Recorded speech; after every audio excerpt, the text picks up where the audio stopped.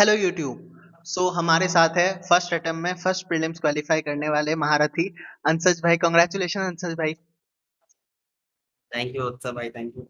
तो आज हमारा एजेंडा बहुत सिंपल है कि हमें जस्ट AIR 1 का जिनको बहुत मैसिव स्कोर मिला है एथिक्स में, उनका एक बार कॉपी हम गो थ्रू करेंगे एंड हम उनको जज नहीं करने वाले हैं। यहाँ पे हमारा औकात ही नहीं है जज करने का। हमें बस ये देखना कि हम कैसे AIR 1 हो सकते हैं। अब होंगे कि नहीं होंगे वो तो बाद में डिसाइड होगा, बट फिलहाल के लिए हम टॉपर्स कॉपी से एक्सट्रैक्ट करने का कोशिश करेंगे कि एक सिंपल क्वेश्चन को कैसे टॉपर्स बाकियों से अलग लिख रहे हैं।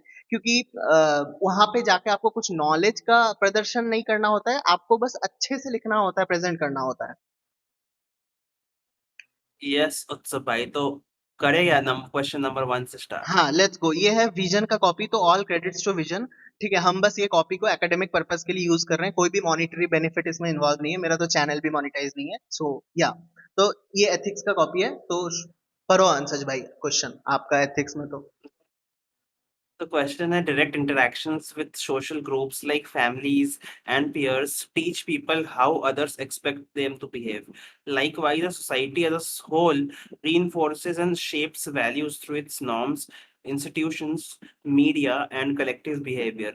Discuss how a society's formal and informal institutions socialize its population with examples. तो इसमें उत्सव भाई आपका सोशियोलॉजी का कोई दिमाग कह रहा हाँ। है, कुछ रिएक्शन मैं होने जा रहा है आपका? मैं वही देख रहा था कि ये तो प्राइमरी इंस्टीट्यूट और प्राइमरी सोशलाइजेशन इंस्टीट्यूट हम बोलते हैं इसको, जो फैमिली का बात किया गया है। तो वही मैम ने भी सोशियोलॉजी के ही पॉइंट ऑफ व्यू से लिखा है ये चीज को। क्योंकि काफी सोशियोलॉजी से लिंक भी है, क्योंकि socialization correct. As topic I think GS1 में भी आता है। सोशियोलॉजी वाले को थोड़ा ज्यादा पता होगा इसके बारे में। करेक्ट, तो बस मैम इस ने क्वेश्चन कैसे में। इंट्रोडक्शन। हाँ, मैम ने कैसे इंट्रोड्यूस किया हम देखते हैं, बट उसके पहले जो सबसे इंपॉर्टेंट चीज मुझे यहाँ पे दिख रहा है कि ये क्वेश्चन 10 मार्क्स का है और हमारे पास बस 150 वर्ड्स ही है इसके लिए। इतना इलेबोरेटिव क्वेश्चन नेचर में इतना कंसाइज में लिखना is itself a challenge. Yes. हाँ। मैम का एक चीज मेरे को अप्रोच बहुत अच्छा लगा कि उन्होंने ऐसे क्वेश्चन का डिमांड किया था। मेन क्वेश्चन यही है कि discuss how societies formal and informal institution socialize population. तो मैम को क्योंकि 2 पेज में कवर भी करना था, तो मैम ने सोसाइटी को 2 सबहेड्स में तोड़ दिया, फॉर्मल करेक्ट। इनफॉर्मल, और वहीं से मैम ने उसका एक्सप्लेनेशन शुरू किया है। करेक्ट, तो इंट्रोडक्शन एक बार रीड आउट करते हैं क्या? रीड आउट करो एक बार, क्या बोलते हैं। Man is a situated self and does not believe lives in isolation. Hmm. He creates impact on the society and in turn is impacted the society as well. तो काफी simple and काफी nice simple. introduction है। काफी भी simple, नहीं कि इसमें कुछ कुछ बहुत भी हाई याद फाई करने का नहीं है। इंग्लिश। हाँ, हम्म। ऐसा भी नहीं कि कुछ इंग्लिश जार्गन ऐसा है कि कोई समझ ना पाए। करेक्ट। तो इसका मतलब ये भी है कि यूपीएससी में सिंपल इंट्रोडक्शन को भी महत्व दिया जाता है। बस आप डिमांड एड्रेस करो क्वेश्चन का, ऐसा नहीं, करेक्ट। तो जरूरत नहीं कि आपको शेक्सपियर ही बन हाँ, जाना है। तो इससे ये भी बात पता चलता है कि फर्स्ट अटेम्प्ट में भी आप आराम से मेंस क्वालिफाई कर सकते हो। मतलब इम्पॉसिबल तो बिल्कुल नहीं है, चांसेस ऑफ कोर्स लेस है अकॉर्डिंग टू स्टैटिस्टिक्स। बट अगर ये इंट्रो लिख के आपको इतना मार्क्स मिल सकता है कि man impact the society and is also impacted by the society, इसके लिए आपको क्या ही एक्स्ट्रा शेक्सपियर बनना है। करेक्ट। उसके करेक्ट। बाद मैम जो मेन नॉलेज का काम आता है वो तो मैम ने बॉडी में किया ही है। सोसाइटी को मैम ने करेक्ट। फॉर्मल एंड इनफॉर्मल में तोड़ा है। फॉर्मल में आता है religion, culture, family, and correct. Informal में आता है जो रिलेशनशिप्स, बॉन्ड्स आपके सोसाइटी में रहते हैं। और उसके बाद हमने करेक्ट। देखो एग्जाम्पल से मेन होता है, मतलब आप सब, क्योंकि correct. Ethics is all about बहुत जनरली है। एथिक्स ऐसे पढ़ोगे कुछ बहुत हाई फाई चीजें तो है नहीं। जो बिल्कुल। एग्जाम्पल आप देते हो वही आपको डिफरेंशिएट करता है। तो मैम का ऐसा फैमिली का रोल में मैम ने एग्जाम्पल दिया है कि mother doing house course and father earning for family makes them stereotype job with gender. तो ये काफी इतना करेक्ट। रियल एग्जांपल है और सबका दिमाग में बहुत आता है, बस कौन सबका उतार दिमाग में पाता है, आता है। That is only matters. और यही यही बात हम सोशियो में भी पढ़ते हैं कि family is our primary social institution, जो हमें सोशलाइजेशन सिखाता है। तो अगर हमारा प्राइमरी सोशल इंस्टीट्यूशन में ही स्टीरियोटाइप सिखा दिया जाएगा तो वो तो परमानेंट हो जाएगा। यस। ऐसा आई थिंक शिवेंद्र सर ने भी कहीं तो GS1 में पढ़ाया था कि फैमिली अपना सोशलाइजिंग एजेंसी होती है, जहां से करेक्ट। पहला स्टेपिंग स्टोन, वहीं से लोग सोशल वैल्यू सीखते तो शिविन सर ये इसीलिए भी हैं। बता पाए थे क्योंकि वो उनका एंथ्रोपोलॉजी ऑप्शनल था, if I am not wrong. तो वो उसमें भी ये सब यस पढ़ते यस। ही हैं हम, किनशिप एंड फैमिली। फिर मैम ने दिया स्कूल का पॉइंट। स्कूल में मैम ने एक वैल्यू, पेट्रियोटिज्म वैल्यू का एक्सप्लेन किया विद एग्जांपल, कि जब रिपब्लिक डे पैरेड होता है स्कूल में, या फिर शेयरिंग का वैल्यू, उसमें एग्जांपल दिया शेयरिंग टिफिन ड्यूरिंग लंच। तो इतना बेसिक एग्जांपल्स बेसिक, मैम ने एकदम दिया है। बेसिक, हाँ करेक्ट। हाँ। फिर रिलीजन में अगर मैम जहाँ पे आती है, तो सिखिज्म में मैम लंगर के एग्जांपल देती है, इस्लाम में ब्रदरहुड का देती है, एंड हिंदुइज्म में निष्काम कर्मा का देती है। तो ये सब हम लोग मतलब डेली लाइफ या फिर डेली लाइफ। प्रीलिम्स के थोड़े बहुत नॉलेज से, ऐसा कुछ नहीं है कि जो हम लोग को नहीं पता है। पर क्या हम ये आंसर लिख पाते हैं, ऐसे लिख पाते? That is correct. Debatable. I think that practice से ही आता है। बट इसमें मैं एक चीज हाईलाइट करना चाहूंगा कि जो एक आइडियोलॉजिकल डिफरेंसेस के वजह से मार्क्स कम मिल सकता है, उसको मैम ने कितने अच्छी तरीके से केटर किया है कि उन्होंने जब भी रिलीजन का बात किया है, शी हैज मेड श्योर कि वो सिखिज्म, इस्लाम और हिंदुइज्म, एटलीस्ट तीन रिलीजियस आइडियोलॉजी को वो मेंशन कर दे, जिससे कि एग्जामिनर अगर इन तीन रिलीजियस आइडियोलॉजी से है या फिर इन तीन के बाहर भी है, तो उनको एक न्यूट्रल पर्सपेक्टिव पता चले। उनको कॉपी देख के ये ना पता चले कि इस स्टूडेंट किस आइडियोलॉजी को फॉलो करता है पर्सनल लेवल पे। मैम ने अपना रिस्क प्रूफिंग कर दिया है पहले ही, कि मैम करेक्ट। ने एकदम तीनों रिलीजन का पॉइंट ऑफ व्यू दे दिया। अब कहीं का भी इन्विजिलेटर एग्जामिनर हो, that correct. Would not matter. Correct and hence she absolutely deserves rank one, मतलब तभी हम यहाँ पे उनका कॉपी पढ़ रहे हैं। चलो नेक्स्ट। फिर लास्ट में आता है पीयर ग्रुप्स। काफी सिंपल पॉइंट है एग्जांपल में, रिस्पेक्टिंग एल्डर्स। एंड मैम ने कंक्लूड कैसे किया है, कंक्लूजन भी काफी सिंपल लग रहा है। The society through it's formal and informal. Ma'am ने क्वेश्चन ही जो रिपीट कर क्वेश्चन दिया को ही रिपीट बेसिकली। कर दिया बेसिकली, हाँ। तो मतलब कुछ कुछ क्वेश्चन ऐसे भी होते हैं एथिक्स में, जिसमें आपको शायद बहुत ज्यादा बेटर इंट्रोडक्शन कंक्लूजन नहीं पता हो, लेकिन फिर आपका मेन करेक्ट। मोटिव ये होना चाहिए कि आपको पेपर कंप्लीट करना है, ऐसे किसी को खाली छोड़ के नहीं आना है। Correct correct correct, very true. चलो एक क्वेश्चन हो गया हमारा, let's move to next question. Next question है, do you think technology can play a role in establishing a value centric, ये देखो वापस वैल्यू, पहले भी एक क्वेश्चन वैल्यू रिलेटेड था, ये भी value correct. Related question. Value centric modern society critically evaluate. तो क्वेश्चन का डिमांड क्या है? डू यू थिंक मतलब आपको अपना थिंकिंग लगाना है, मतलब आपको पॉजिटिव भी बताना है, नेगेटिव भी बताना है। अब करेक्ट। इस लैंग्वेज में नहीं बताना है, आपको लैंग्वेज दूसरा यूज करना है, लेकिन क्योंकि क्रिटिकली इवैल्यूएट बोलना है, तो आपको दोनों साइड का बताना है। तो मैम ने इंट्रोड्यूस कैसे किया है कि 21st century has been regarded as the age of technologies which tends to tense. impact the lives of humans to a larger extent। तो मैम का इंट्रोडक्शन काफी मतलब ऐसा मैं काफी नहीं बोलूंगा सिंपल। कि ये एग्जांपल कोई भी सोच सकता है। आई एम श्योर कि जिसको बेसिक इंग्लिश भी आता है वो ये इंट्रोडक्शन लिख सकता है। पर और लेकिन आएगा ये प्रैक्टिस से ही। शायद मैं इसको 10 सेकंड में ना सोच पाऊं, भले इतना बेसिक है, फिर भी ये प्रैक्टिस से ही आएगा। तो इससे मुझे ये भी लगता है कि एग्जामिनर इंट्रोडक्शन लिखने का मार्क दे रहा है, इसका मार्क्स नहीं मिल रहा है कि कौन कितना जार्गन हैवी इंट्रोडक्शन लिख सकता है।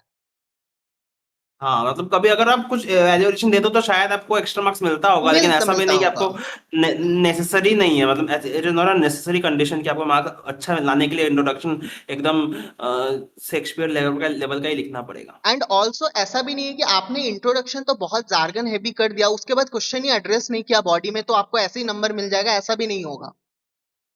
जैसे क्वेश्चन में ये बोला था कि मॉडर्न सोसाइटी को कैसे टेक्नोलॉजी इम्पैक्ट कर रहा है। करेक्ट। तो मैम ने मॉडर्न जो 21st century है उसको मैम ने क्वेश्चन में इंट्रोडक्शन में एड्रेस कर दिया, तो कर दिया। एग्जामिनर नोस कि अब क्या आने वाला है आगे। क्या आने तो वाला है। डिमांड हिट करना बहुत जरूरी है आगे, एक डिमांड और हिट करना चीज, जरूरी है। हाँ, एक और चीज जो शिविन से राइट स्मार्ट में बताते हैं कि हमें, मतलब जो सब टॉपिक डालना है वो हमें क्वेश्चन से ही उठाना है, हमें रोल ऑफ टेक्नोलॉजी में सिग्निफिकेंस ऑफ टेक्नोलॉजी का सब हेडिंग नहीं डालना है।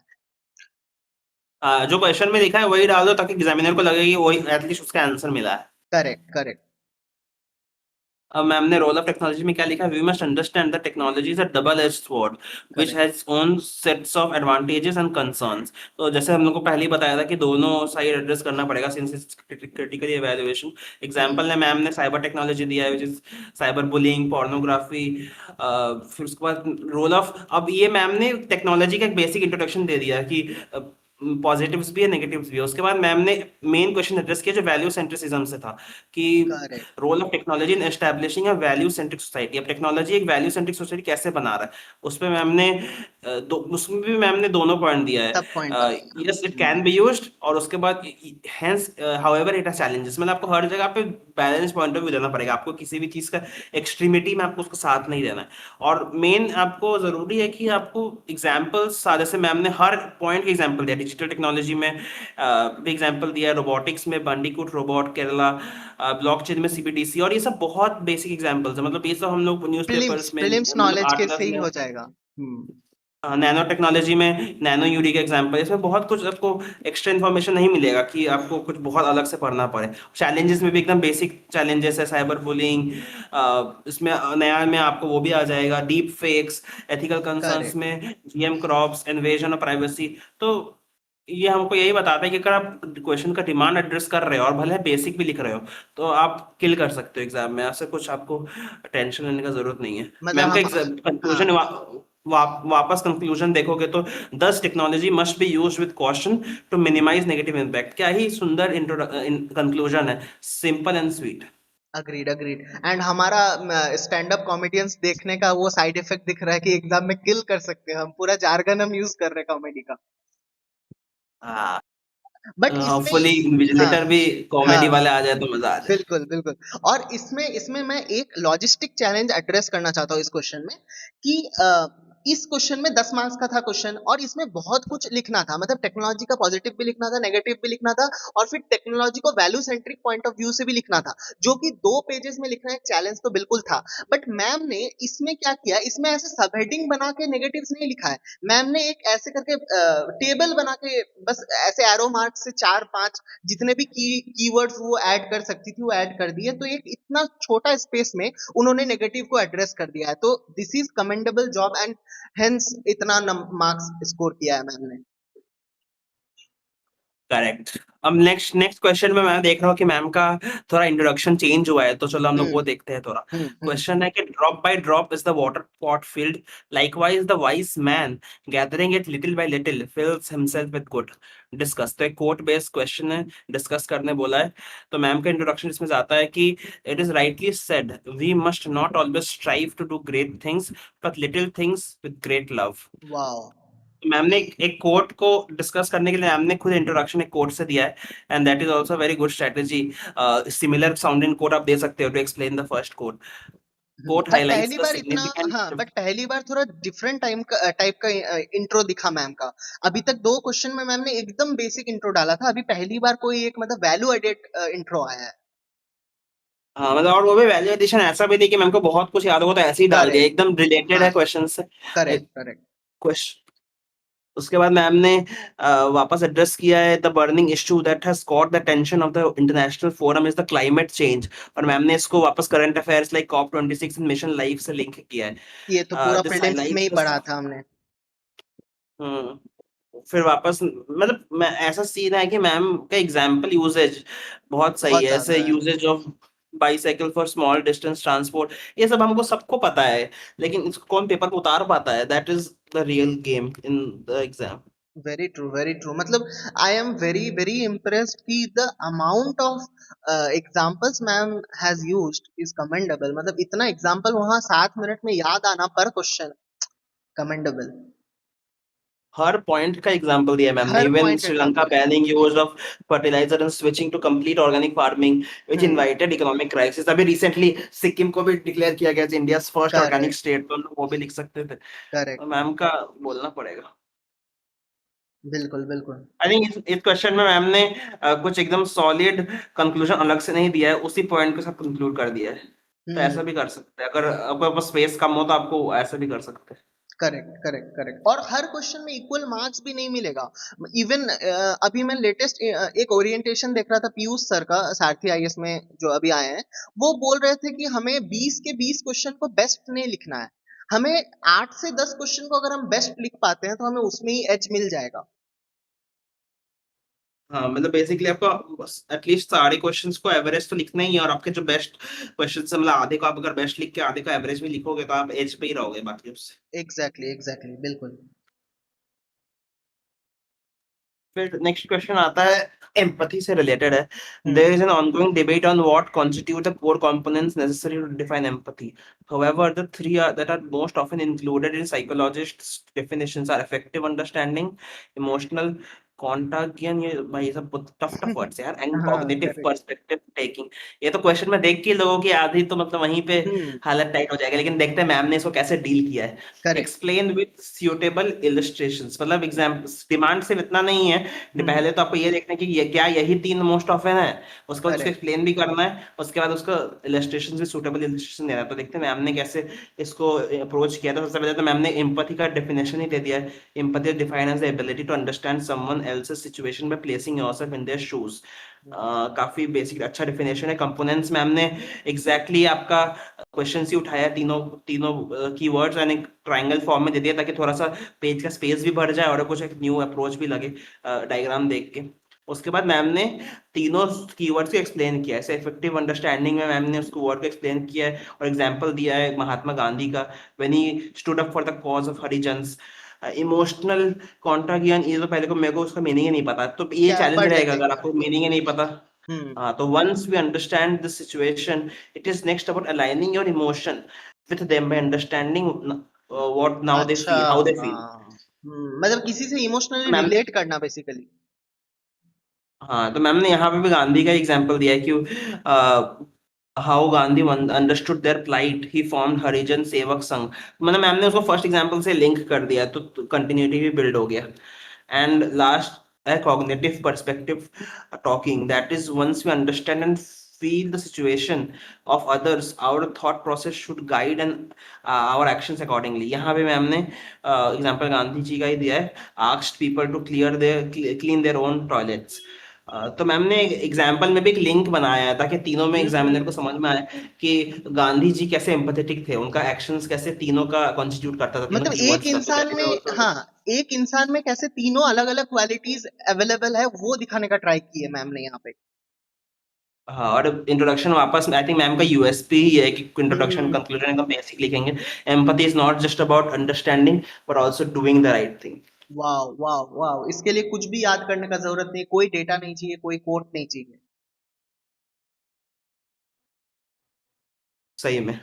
ब्यूटीफुल अब beautiful next answer. Question, next question आता है आपका द एंड। मैम का देखो क्वेश्चंस में मैम ने, क्वेश्चन में भी मैम ने कीवर्ड हाईलाइट किए हैं, एंड बट प्रोडक्ट ऑफ एक चीज एजुकेशन। मैं हाईलाइट कर दूं, एक चीज हाईलाइट कर दूं, ये मॉक पेपर है, आपको यूपीएससी में ये नहीं करना है, ये चीज इसके लिए मार्क्स कट सकता है। हाँ, हम्म। हाँ, यूपीएससी में नहीं का, उसमें तो अलग से क्वेश्चन पेपर मिलता क्वेश्चन ही है पेपर जिसमें आप मिलता क्वेश्चन है। लेके जा सकते हाँ, तो गलती से हो। हाँ, मॉक का हैबिट वहां पे नहीं वो कर देना, just to give a disclaimer. ये भी कोटेशन बेस्ड क्वेश्चन है। हम्म। कोटेशन ये कहता है कि the end product of education should be a free creative man who can battle against historical circumstances and the adversities of nature. Doctor Sarvepalli Radhakrishnan ji का ये coat था, तो इसको डिस्कस करना है। तो मैम ने कैसे देखते कैसे इंट्रोडक्शन किया है, तो इन narrow sense education is the ability to read and write, while in broader sense it is the way of life। education not a mere end, rather a means for the empowerment of people। तो means versus again ma'am ends. Continuing, hmm. Ma'am ने अपना USP continue किया है। No correct. Fancy no fancy things in introduction, है simple basic one. जहाँ पे ma'am ने बस एजुकेशन के दोनों पॉइंट ऑफ व्यू को एक्सप्लेन किया कि एजुकेशन सिर्फ पढ़ना लिखना नहीं है, education is much larger than just reading and writing. 100%। उसके बाद उसके बाद मैम ने एजुकेशन का एम दिया है, और मैम का जो और एक यूएसपी है हर पॉइंट के साथ एग्जांपल देने का, वो भी करेक्ट। कंटिन्यू है। राजा राम मोहन रॉय जी का एग्जांपल दिया है, और एग्जांपल भी आप देखोगे तो बहुत ज्यादा आपको ऐसा नहीं दिखेगा कि आपको नहीं पता। एग्जांपल मैम का हम्म। ऑलमोस्ट ऐसा एग्जांपल है जो शायद हम सबको पता है। तो स्पेक्ट्रम में मिल मतलब जाएंगे ये एक, सारे एग्जांपल्स। हम्म, उसके बाद मैम ने कैसे लिंक किया कि राजा राममोहन रॉय का हिस्टोरिकल ट्रेडिशन ऑफ सतीज में जो एबॉलिशन में उनका रोल था, कैसे फिर वो led to the regulation act of 1829 which banned the inhuman tradition. फिर आता करेक्ट। है बी आर अम्बेडकर जी का एग्जांपल दिया है मैम ने, how education taught him to stand up for one's own right despite adversities of nature. तो ma'am ने दोनों दोनों कीवर्ड के अगेंस्ट दे दिया है कि हिस्टोरिकल सर्कमस्टेंसेस में मैम ने राजा राम मोहन रॉय का एग्जांपल दिया, और एडवर्सिटीज ऑफ नेचर में मैम ने अंबेडकर जी का एग्जांपल दिया और है। एग्जैक्टली exactly जो चीज क्वेश्चन में पूछा गया था उसी को लिख के उसी को अंडरलाइन कर दिया गया है, तो एग्जामिनर एश्योर हो गया कि हाँ कवर हो गया है वो डिमांड। हाँ एग्जैक्टली, मतलब वही कीवर्ड को हाईलाइट किया गया है। एक में हिस्टोरिकल ट्रेडिशन को किया है और एक में एडवर्सिटीज ऑफ नेचर को किया है, जबकि दोनों सेम पॉइंट के हो सकते थे, मतलब आप हम्म। इंटरचेंज भी कर सकते हो, लेकिन मैम ने उसको स्मार्टली अंडरलाइन किया है ताकि एग्जामिनर समझ जाए कि दोनों एड्रेस हो चुका है। Perfect perfect. और कंक्लूड मैम ने किया है, thus education is the tool of creating an empowered and inclusive society that knows its potential and that has led to the 36th amendment act, 86th amendment act which made right to education a fundamental right. तो ma'am ने इसको constitution से link कर दिया। जिस एक ना हमारा जो आरटी जिससे आया था 86th अमेंडमेंट एक्ट, नहीं सॉरी, जिससे आपका राइट टू एजुकेशन एक फंडामेंटल राइट बना था, उस अमेंडमेंट से मैम ने लिंक, क्योंकि एजुकेशन का ही था ना, एजुकेशन का तो एक ही आया है अमेंडमेंट, तो मैम ने उससे लिंक कर दिया। बिल्कुल बिल्कुल। अब आपका आता है नेक्स्ट, वापस से एक कोर्ट क्वेश्चन है, तो लगता है जिस विजन वाले को कोर्ट वाला देना पसंद है। Hmm. Forgiveness is not an occasional act, it is a permanent attitude. Quote by Martin Luther King junior. तो इसमें मैम ने कैसे इंट्रोड्यूस किया है, मैम ने गांधी जी का एग्जांपल लिया है कि Gandhi ji has held that kindness slash forgiveness is not the tool of weak, rather it is an act of the strong. Strong. तो आपको अगर बेसिक डिटेल्स ही पता है अपने हिस्टोरिकल लीडर्स के बारे में, जैसे ये सबको शायद पता होगा कि गांधी जैसे बोलते थे, लेकिन अगर उसको पेपर में उतार पाओ then that definitely fetches you marks, हम और देख गांधी सकते जी हैं। एग्जैक्टली ये लाइन नहीं भी बोलते होंगे तो उनका मैसेज इसी लाइन से कन्वे हो गया। That's the most important part of the answer. Yes, और आपको वही आपको मैसेज ही कन्वे करना है। अब एग्जैक्टली सबको थोड़ी पता है कि गांधी जी ने क्या क्या बोल के गए हैं। Even examiner don't know that. हमें ये चीज हमेशा ध्यान रखना होगा कि एग्जामिनर को किस हद तक क्या क्या चीजें पता हो सकता है। करेक्ट। हम्म। अब हम गांधी जी का कोई एकदम ही एग्जैक्ट चीज ही गलत बता देंगे कि गांधी जी बोलते थे अहिंसा परमो धर्म, हम बोल देंगे कि हिंसा परम धर्म, तो वो तो एकदम ही गलत हो जाएगा। फिर आपको उसमें शायद जीरो ही मिलेगा एक दो भी हाँ नहीं मिलेगा। मतलब नेगेटिव भी मिले तो कुछ बोल नहीं सकते उसमें। सही में। फिर मैम ने इस क्वेश्चन में उसका एक्सप्लेन किया है कि एक चीज मैम का आप समझ सकते हो कि मैम ने कैसे अंडरलाइनिंग किया है कैरेक्टर्स का, कि करेक्ट ओकेजनल, ओकेजनल आपको क्वेश्चन में ही मिल जाएगा, moral correct. Characters, strong week, तो जो भी कीवर्ड क्वेश्चन में है मैम ने इंश्योर किया कि एटलीस्ट वो हाईलाइट होता कि दिख जाए एग्जामिनर को कि हमने उसको एड्रेस किया है, जैसे फॉरगिवनेस, पेन, ये सब एकदम रिलेटेड कीवर्ड्स है जो क्वेश्चन में कोट दिया हुआ है, तो मैम ने उन सबको हाईलाइट किया। एग्जांपल भी मैम ने दिया है Nelson Mandela and the anti apartheid movement का। तो मैम के एग्जांपल गेम तो मानना पड़ेगा, A1 है। A1 है। और मैं एक चीज हाईलाइट करना चाहता हूँ, पिछले 10 दिन से मैं आंसर राइटिंग कर रहा हूँ। एंड मैं क्या कर रहा था अभी तक, मैं मुझे जो चीज इंपॉर्टेंट लग रहा था मैं उसको अंडरलाइन कर रहा था। बट नाउ आई रियलाइज कि जो चीज क्वेश्चन में एग्जामिनर को इंपॉर्टेंट लगेगा उसको अंडरलाइन करना है। मतलब आपको बेसिकली ये दिखाना है कि आप क्वेश्चन में जो दिया हुआ है आपने वो लिखा है, ये करेक्ट डज नॉट मीन कि आपको इंपॉर्टेंट लग रहा है कि नहीं, आपको बस वो आपको अंदर वो अंडरलाइन कर देना है। Correct correct correct. फिर आता है आपका, हमने इसको कंक्लूड कैसे किया है, हम्म।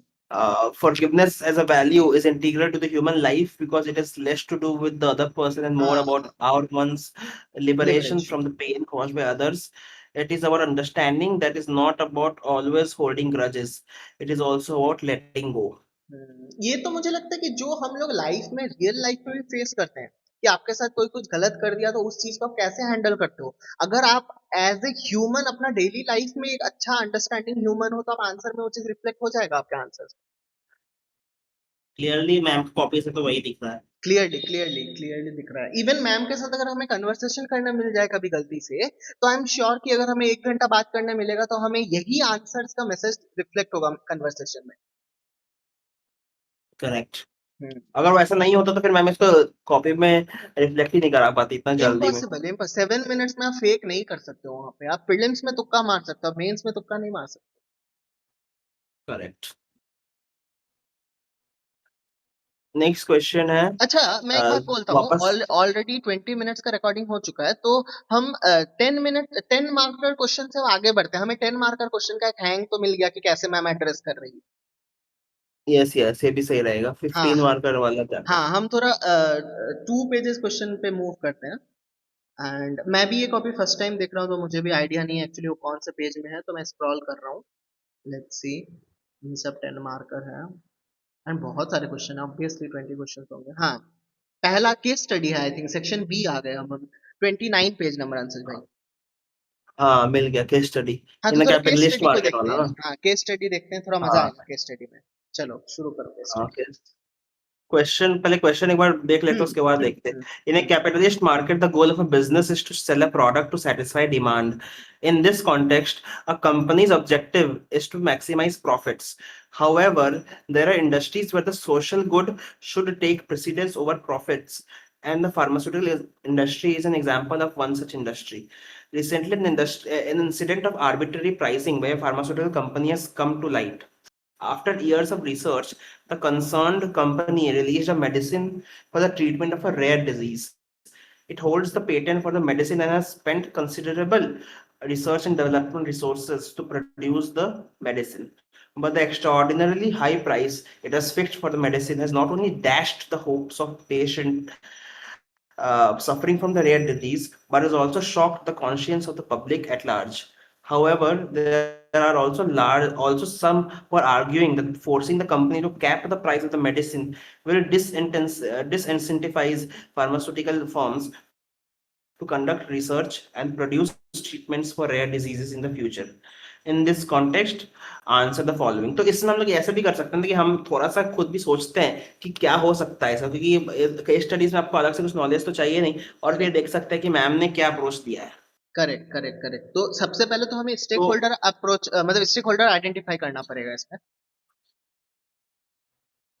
पहले क्वेश्चन देख पूछा क्या, वही देख लेते हैं। स्टेक हम्म। होल्डर्स तो हम कर सकते हैं कि स्टेक होल्डर तो एक कंपनी खुद ही होगा, फिर एक हम्म। लार्जर पब्लिक होगा, हम्म। पेशेंट्स होंगे, पेशेंट्स के फैमिलीज होंगे। तो करेक्ट। स्टेक होल्डर्स तो आपका आइडेंटिफाई हो जाएगा। गवर्नमेंट भी फर्स्ट होगी। क्वेश्चन ये है कि what are the various hmm. Issues, क्या है इस सिचुएशन में, आपको क्या लगता है इशू क्या क्या है? हम्म। एक तो तो आपका ये है कि या तो कंपनी प्रॉफिट के लिए जाए, या फिर company correct. Welfare of the patients के लिए जाए। हाँ, एक मतलब इशू होगा आपका। Short term gain versus long term pain वाला एंगल इसमें यूज कर सकते हैं। या फिर यस। वो भी यूज कर सकते हैं कि personal achievement versus larger public achievement, ये भी कर सकते हैं। लार्जर पब्लिक का जो गोल है वो अचीव हो रहा है कि नहीं हो रहा यस, तो मतलब आपको ये सिमिलर लाइन पे, मतलब यही है। लाइन पे आपको दो तीन फैंसी फैंसी कीवर्ड्स वगैरह कीवर्ड्स। बना सको, या फिर कुछ हाँ, सेंटेंसेस बना सकते हो। तो यही यही बेसिक क्रक्स तो यही होगा इसका। ट्रक से ही होगा। तो हाँ। देखते हैं मैम ने इसको कैसे एड्रेस किया। मैम ने स्टार्ट किया, the above case study presents a situation where profit, hmm. Research and development and innovation has come to conflict with the larger social good. हाँ तो हाँ, स्टेक लार्जर होल्डर्स सोशल हमने good, क्या वही क्या बात किया है। आइडेंटिफाई। एक स्टेक होल्डर कंपनी को ही बनाया मैम ने, एक हम्म। पेशेंट्स को बनाया है, एक सोसाइटी हम्म। को बनाया है, और एक नेशंस सोशल इकोनॉमिक कंडीशन को बनाया है। एक तो बात हमने मैम भी ने यही केस किया था स्टडी का ऐसे पहले कुछ। इंट्रो भी दिया है, ये भी एक इम्पोर्टेंट फैक्टर है कि सबसे पहले स्टेक होल्डर के पहले भी मैम ने 4 लाइन का एक इंट्रो भी डाला है, केस स्टडी का समरी बोल सकते हैं। हाँ, एक समरी दे दिया ताकि एग्जामिनर को पता चले कि केस स्टडी मैम ने समझा सही है। शायद यही करेक्ट मोटिव होता होगा, मेरे को पता एग्जैक्टली करेक्ट। तो पता नहीं, लेकिन हाँ शायद ये होता होगा। हाँ, यही यही यही मोटिव होगा इसके पीछे, आई थिंक। करेक्ट। अब मैम ने क्या क्या इश्यूज आइडेंटिफाई किए हैं, पर्सनल पर्सनल गेन गेन्स और and social social service. Versus social social. फिर सर्विस। मैम ने किया है एथिकल डिलेमा फॉर फार्मा हाँ। Companies, as they have to choose between better pricing और मोर अफोर्डेबिलिटी। मतलब करेक्ट। सेम पॉइंट है, same मतलब same personal same gain point. Versus आप, हम्म। पॉइंट तो सेम ही है। बस एग्जांपल डाल India दिया being a इसमें। developing country has two, 22.1% people below poverty line, Tendulkar Committee. Hmm. It presents challenge for the government to balance encouraging innovation, ensuring better health facilities. Socialism versus It has capitalism. created the issue of hmm, it has created the issue of greater uh, थोड़ा सा ये आया नहीं है सही से। Greater कुछ भी हो, greater protect expenditure to the for the people. Hmm. out of hmm. pocket expense correct. for the people. In the above given situation, we can have two solutions. Ma'am ने solution क्या क्या दिया है, क्या क्या हो सकता है? Cap the price of drug to ensure availability to support affordability.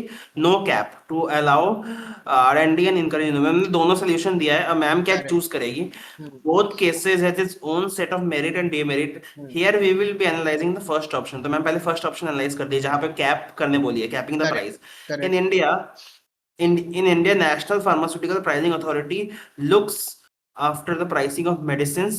Capping the price can have both positive and negative implication. तो मैम ने दोनों का दे दिया है, नेगेटिव पॉजिटिव, कि hmm. Increase the accessibility social service, और नेगेटिव में है कि loss for the company, further innovation discourage होगा, इंसेंटिवाइज नहीं होगा, उल्टा डिसेंटिव अबे भाई डिसइंसेंटिवाइज होगा। क्या हो जाता है भाई? और कोई बात नहीं भाई। लॉन्ग टर्म, तो मैम ने फर्स्ट ऑप्शन को एनालाइज किया, आई थिंक सेकंड ऑप्शन को मैम ने किया नहीं है, क्योंकि सेकंड हम्म। ऑप्शन तो ऐसे भी बहुत एक्सट्रीम ही लग रहा था कि उसको ऐसे बिना कैप के होने दो, तो मैम ने सिर्फ फर्स्ट ऑप्शन को एनालाइज किया है। और फिर करेक्ट। मैम ने लास्ट में अपना पीओवी दिया है कि लॉन्ग टर्म में क्या करना चाहिए ताकि ऐसा सिचुएशन ना आए। In such cases the course of action must be guided by the greater greater good. and the higher good. That is, the person should prioritize national interest over personal interest. Correct. हमने एक वो pyramid और structure ही बनाया है कि organisational interest नीचे आता है, उसके ऊपर नेशनल इंटरेस्ट आता है। द यही हुआ concept of value compulsory addition, हाँ। Licensing can be used. Hmm. हाँ, उसके बाद मैम ने अच्छे अच्छे पॉइंट्स दिए है कि विजनरी पॉइंट्स दिए कि government must step in and fix the price for a disease along with providing provision for compensation, ताकि फार्मा कंपनी को, मतलब हम लोग को सिर्फ पेशेंट्स का भी साइड नहीं देखना है ना, हम लोग को फार्मा कंपनी का भी साइड देखना है, तो फार्मा कंपनी को भी कंपेंसेशन मिलना चाहिए, तो मैम ने वो भी मेंशन किया है। Increase budgeting allocation for research and development, creating research infrastructure, promoting innovation and industry academia linkage. This will ensure a win-win situation for all. वाह। तो काफी बैलेंस्ड केस स्टडी इतना लग रही है। बैलेंस्ड भाई साहब। तो सेकंड क्वेश्चन यही था कि do you think a price cap solves the given problem by creating another one? तो इसलिए हाँ, मैम ने वो दोनों इसीलिए मैंने सॉल्यूशन एक, वहां पे मैम ने हाँ। मैप किया। Correct correct correct correct correct. अच्छा, लॉन्ग टर्म मेजर्स भी क्वेश्चन में ही था, way forward basically. Basically 20 marks का क्वेश्चन था, इसलिए इतना बड़ा था। हाँ, 20 मार्क्स का क्वेश्चन में आपको 3 पेज मिल रहा है ना लिखने में, या फिर एथिक्स में ज्यादा मिलता है? जीएस में तो 3 मिलता है, एथिक्स में 1, 2, 3, चार। 4 पेज मिल रहा है। अच्छा अच्छा अच्छा। एथिक्स में 4 पेज मिलता है फिर। अच्छा, ये केस स्टडी है ना? जीएस में जो 3 पेज मिलता है, जीएस में हाँ। जो 3 मिलता है उसमें तो 15 मार्क्स का होता है। हाँ, 15 मार्क्स का होता है, करेक्ट करेक्ट। और ये तो केस स्टडी भी है ना, तो इसका वर्ड लिमिट कितना होता है केस स्टडी का? 250 है। 250। हाँ, तो 15 में भी तो आपका 250 ही होता है। 15 मार्क्स का क्वेश्चन में भी आपको 250 वर्ड्स में ही लिखना होता है। लेकिन आई थिंक इसमें क्योंकि सब पार्ट ज्यादा होता है, आई थिंक इसलिए 4 पेजेस दिए। हाँ, हो सकता है, अब हमें तो उतना डिटेल में नहीं पता है। मैम का अगर मैं सेकंड केस स्टडी भी देखूं तो अप्रोच सेम ही है, कि पहले एक इंट्रोडक्शन दो, फिर स्टेक करेक्ट। होल्डर्स लिखो, फिर उसके बाद मैम आती है, मतलब ये दो चीज मैम का हर क्वेश्चन में होगा केस हर स्टडी में, क्वेश्चन में। कि इंट्रोडक्शन प्लस स्टेक होल्डर, उसके बाद, और उसके बाद मैम क्वेश्चन से शुरू करती है कि पहला क्वेश्चन एथिकल डिलेमास है, तो मैम एथिकल डिलेमास लिखती है। Correct this is correct. Also good approach कि और एटलीस्ट हाँ। आपको कोई 4 पेज भरने हैं, आपको आप हम्म। खाली नहीं छोड़ सकते हो, तो आपका आधा पेज उसी में भर जा रहा है, तो वो अच्छा strategy. Agreed agreed also. Individual question को ऐसे लाइन बाय लाइन अभी रीडिंग पढ़ना is kind of waste of time, क्योंकि ये सेम क्वेश्चन तो फिर से नहीं आ रहा है मोस्ट प्रोबेबली। तो हमें अप्रोच ही डेवलप करना है इन सेशंस में बेसिकली, कि कभी आधा घंटा निकाल के हम ऐसे देख सकते हैं कि टॉपर्स कैसे लिख रहे हैं आंसर्स।